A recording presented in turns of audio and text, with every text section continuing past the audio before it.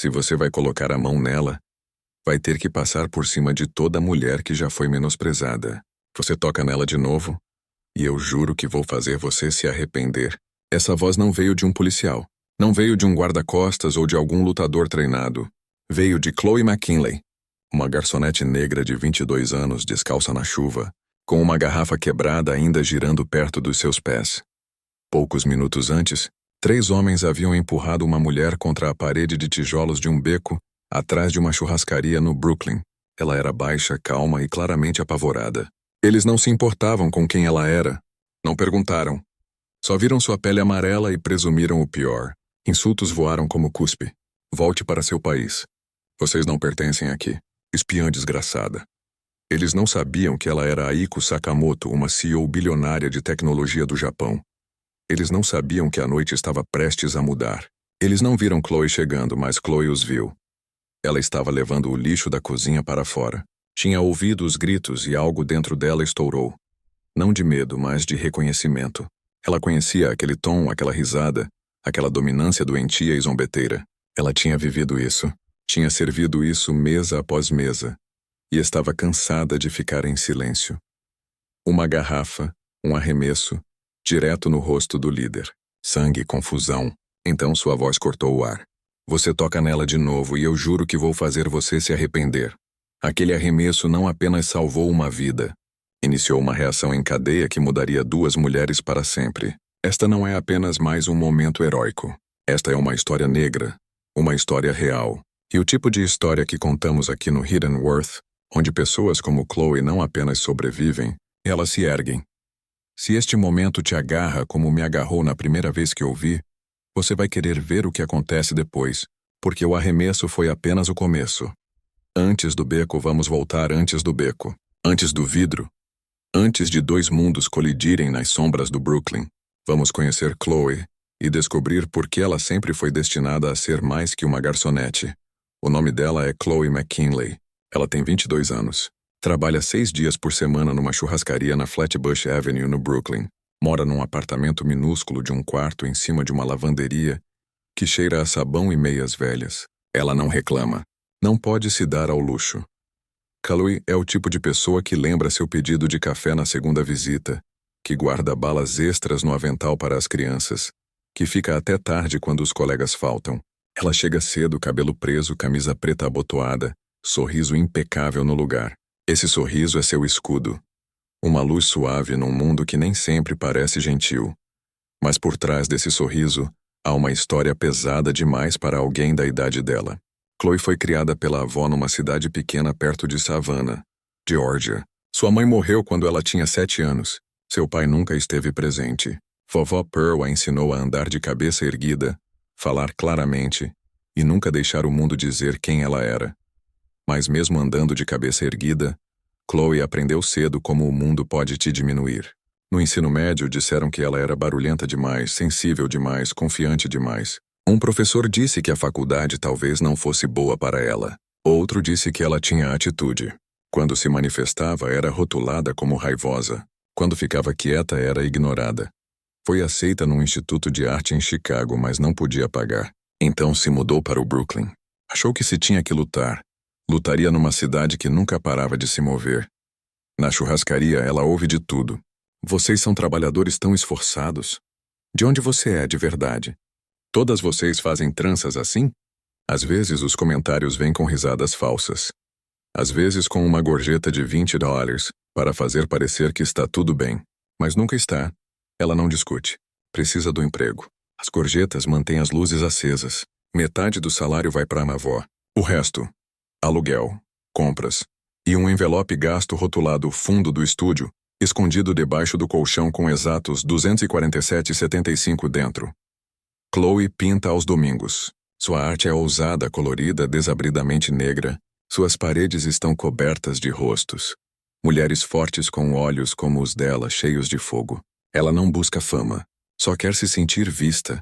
Ser tratada como se importasse. Então, naquela noite no beco, quando viu uma mulher sendo empurrada, insultada, humilhada, Chloe não pensou, apenas agiu.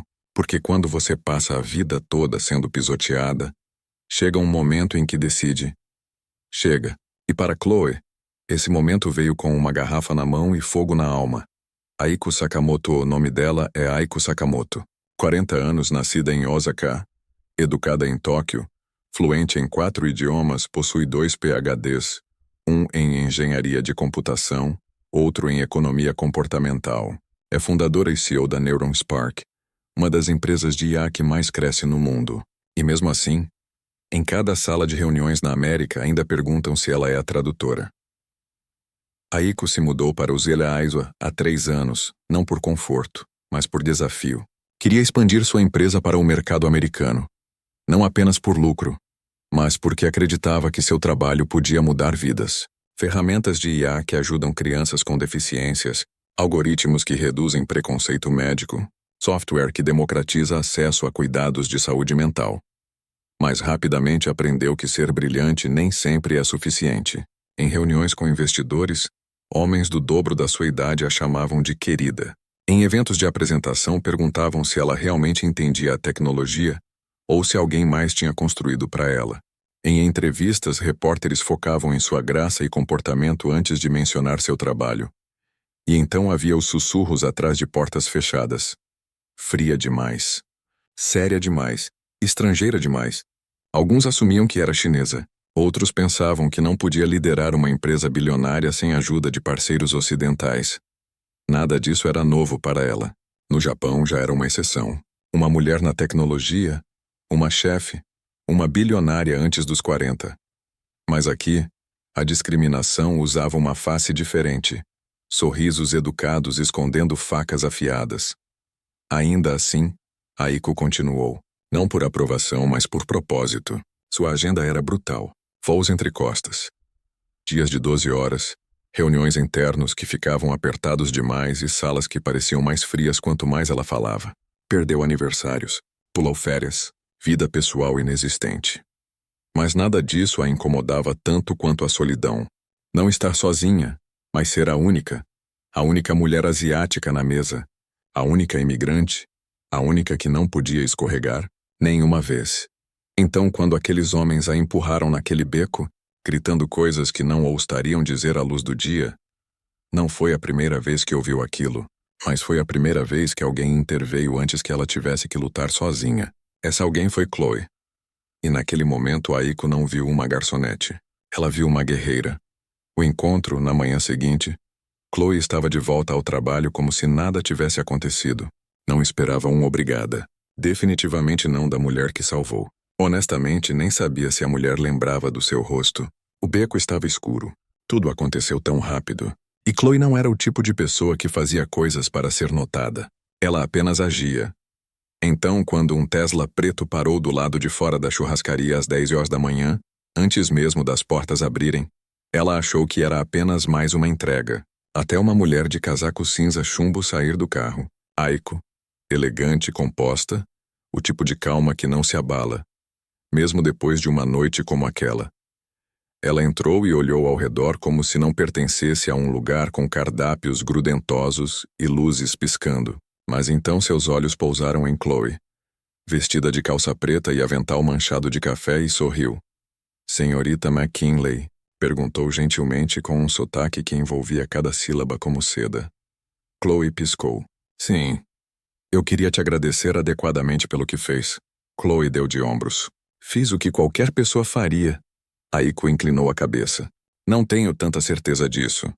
Ela ofereceu levar Chloe para almoçar em algum lugar tranquilo. Chloe quase disse não. Ainda tinha horas restantes no turno, mas seu gerente, observando do canto, murmurou.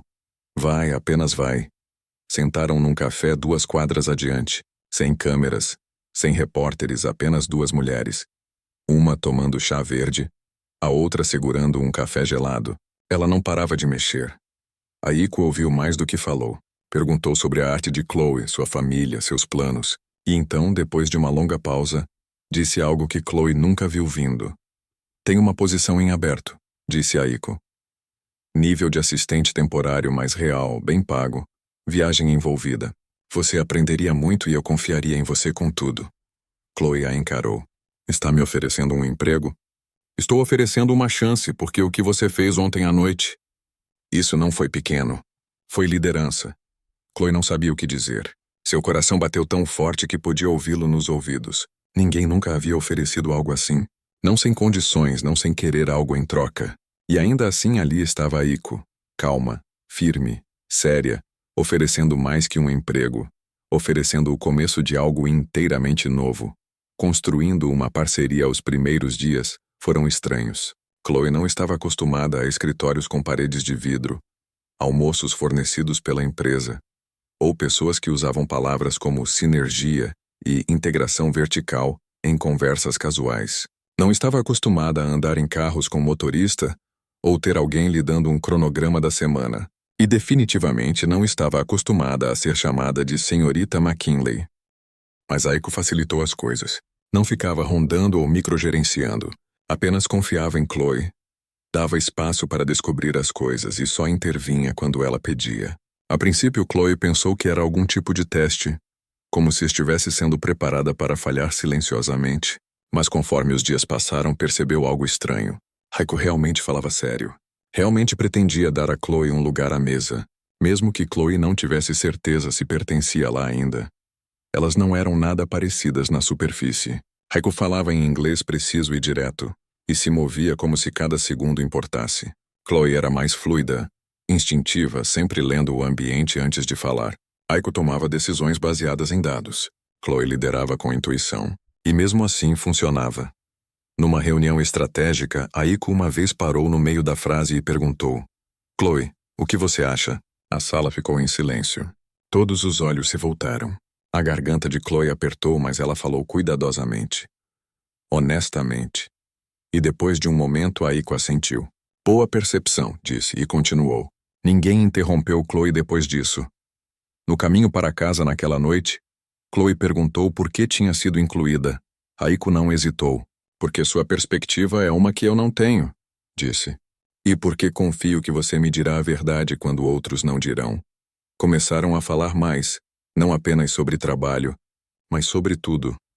Família, identidade, o que significava ser observada o tempo todo e ainda assim se sentir invisível. Aiko contou a Chloe sobre os anos que passou sendo a única mulher em salas cheias de homens do dobro da sua idade. Chloe contou a Aiko como era diminuir-se para o conforto de pessoas que nunca realmente haviam. Pouco a pouco construíram algo, não apenas uma relação de trabalho, mas uma ponte entre poder e potencial, entre experiência e instinto puro, entre duas mulheres que, apesar de tudo que as tornava diferentes, viam algo raro e familiar uma na outra. A força silenciosa de alguém que teve que lutar mais apenas para permanecer no lugar. A primeira provação. Por um tempo, as coisas pareceram um sonho. Chloe estava aprendendo mais numa semana do que tinha em anos. Estava participando de reuniões de alto nível, organizando eventos até ajudando a Aiko a redigir respostas públicas para questões da indústria. Era intenso, mas empolgante. Pela primeira vez na vida, Chloe se sentia participando. Não apenas observando o sucesso das arquibancadas, mas participando, contribuindo. Mas então veio o gala. Era um evento de arrecadação de fundos para tecnologia, num terraço de luxo em Manhattan.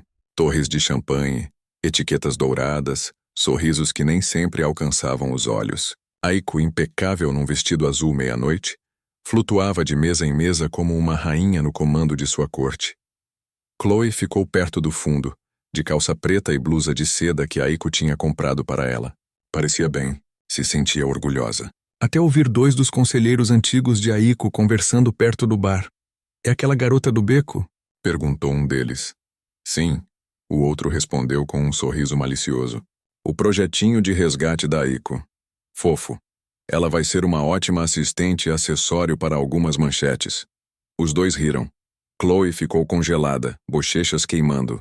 Nem estava brava, apenas entorpecida, como se tivessem tirado o ar dela. Todo esse tempo, pensou que estava provando algo, conquistando seu lugar, mas nos olhos deles ainda era apenas um momento. Uma garrafa no escuro. Um caso de caridade vestido em seda emprestada. Ela saiu cedo. Nem se despediu. Na manhã seguinte, não apareceu para trabalhar. Desligou o telefone, ficou encolhida no sofá, olhando para o teto. Seu envelope do fundo do estúdio estava na mesa, meio aberto. Conteúdo intocado. Pela primeira vez desde que conheceu Aiko, Chloe se perguntou se algo disso tinha sido real, ou se estava se enganando o tempo todo. Naquela tarde, houve uma batida na porta. Era Aiko. Sem motorista, sem assistente, apenas ela. Chloe abriu a porta ligeiramente. Eles pensam que eu te salvei, disse Aiko suavemente. Mas a verdade é, você me salvou. Não deixe pessoas que não importam decidirem seu valor. Chloe não respondeu imediatamente. Sua garganta estava apertada, mas nos olhos de Aiko viu uma verdade. Não piedade, respeito, não caridade. E isso mais que qualquer outra coisa lhe deu força para voltar. Não por eles, por si mesma. O movimento Começa a História estourou 3 dias depois do gala. Começou com uma manchete num blog de tecnologia. CEO bilionária resgatada em beco do Brooklyn por garçonete negra. Em poucas horas, se espalhou como fogo. O artigo focou mais no beco que no aftermath. Enquadrou Chloe como a heroína improvável, uma jovem garçonete do lado difícil do Brooklyn, que atirou uma garrafa como numa cena de filme. Aiko foi retratada como a CEO brilhante mas vulnerável estrangeira. E embora o tom pretendesse ser lisonjeiro, Chloe leu cada linha com um nó no estômago. Havia fotos, algumas granuladas, outras tiradas de sua conta do Instagram mal usada. Pessoas compartilharam a história com hashtags como Osa Heroína Urbana e Os Daruá para as Alas de Reunião. Estranhos inundaram suas mensagens diretas. Alguns a elogiaram, outros a compadeceram. Alguns perguntaram se a história foi encenada. Então vieram as entrevistas na TV. Chloe e Aiko foram convidadas para programas de televisão, segmentos de notícias, podcasts. Chloe disse não para quase todos. Não queria ser manchete. Não queria ser símbolo. Aiko entendeu, mas também viu algo mais profundo. Uma oportunidade de mudar a narrativa. Uma tarde, sentou em frente a Chloe no escritório compartilhado e disse: Não podemos controlar como contam nossa história, a menos que a contemos nós mesmas. Chloe hesitou. Não estava acostumada a falar por ninguém além de si mesma, mas concordou. Apareceram num podcast chamado Truth Seat, conversas cruas e sem filtro sobre raça, poder e a América moderna. O apresentador não adoçou nada e nem elas. Aiko falou sobre ser subestimada em cada sala que entrava. Chloe falou sobre como ser visível nas notícias não parecia o mesmo que ser vista como pessoa. Juntas compartilharam não apenas o momento do beco, mas tudo que levou a ele. Anos de humilhação silenciosa, a constante corda bamba de ser negra, asiática mulher outra. No fim do episódio, o apresentador ficou em silêncio. Então disse: Isso é como o poder real soa. A resposta foi avassaladora. Milhares de mensagens chegaram. Não apenas apoio, mas histórias. Dor similar, lutas similares, pessoas que nunca ouviram sua verdade refletida de volta para elas. Até agora, Chloe ainda não gostava dos holofotes, mas pela primeira vez, sentiu que não estava queimando. Estava iluminando o caminho adiante. O Fundo Blue Phoenix Fundo Blue Phoenix não começou como plano de negócios. Começou como sentimento. Um cansaço profundo e compartilhado de ver mulheres talentosas sendo ignoradas, não ouvidas, mal pagas e subestimadas. Para Aiko, eram salas de reunião cheias de ternos que sorriam educadamente, mas a dispensavam silenciosamente. Para Chloe, eram clientes que a chamavam de garota em vez de usar seu nome. Depois do podcast, sentaram não como CEO e assistente, mas como mulheres que haviam caminhado pelo fogo e decidiram não sair de mãos vazias. Não podemos consertar o sistema inteiro, disse Chloe tomando chá numa noite. Mas podemos começar em algum lugar. Aiko assentiu. Vamos começar onde nunca fomos convidadas e construir a mesa nós mesmas. E fizeram. O fundo Blue Phoenix foi lançado com um objetivo único: investir nas vozes e visões de mulheres de cor. Não apenas bolsas de estudo, mas mentorias, microcréditos, programas de treinamento e recursos de saúde mental. Porque oportunidade não é apenas sobre dinheiro, é sobre acreditar em alguém. O nome foi ideia de Chloe. Ela tinha pintado uma fênix anos atrás, emergindo de chamas azuis.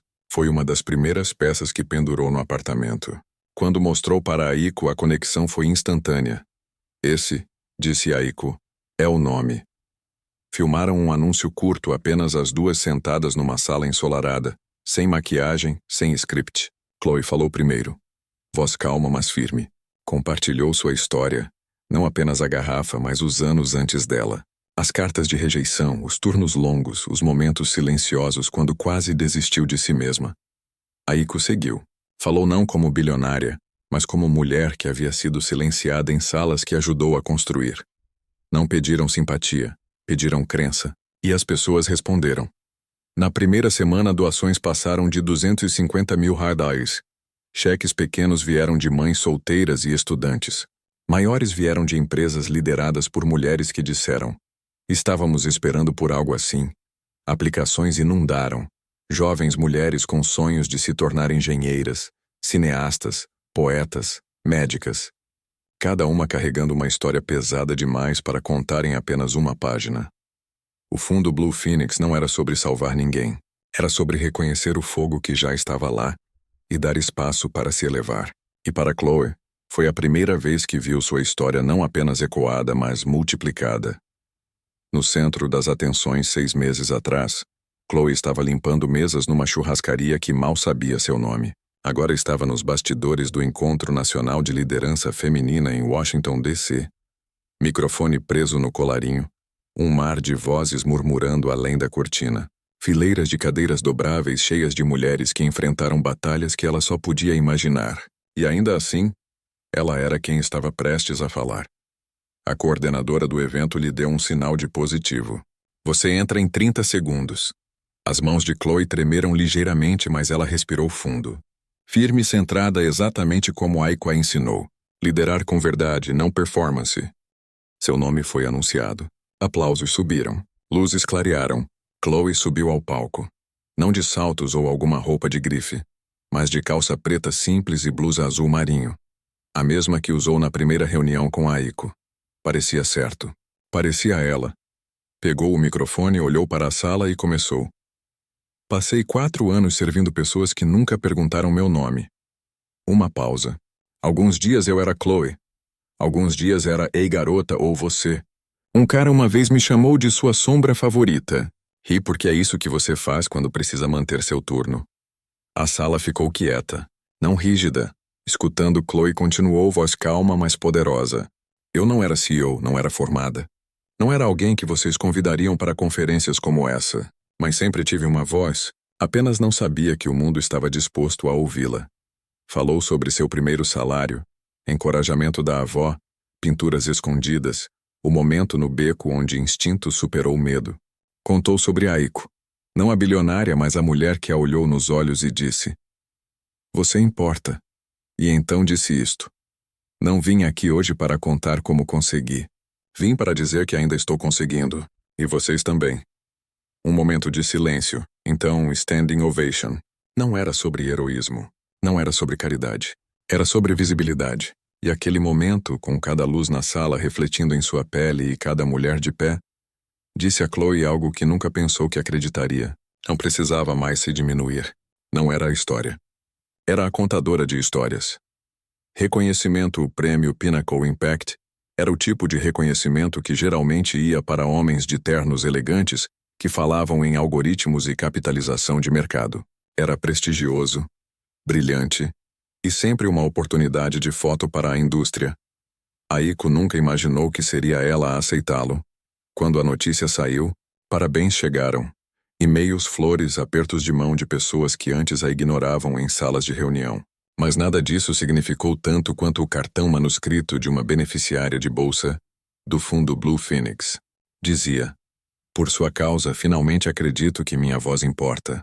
Obrigada por criar espaço onde nunca pensamos que pertencíamos. Aiko dobrou o bilhete e o guardou na bolsa. A cerimônia foi no Centro Cívico de São Francisco.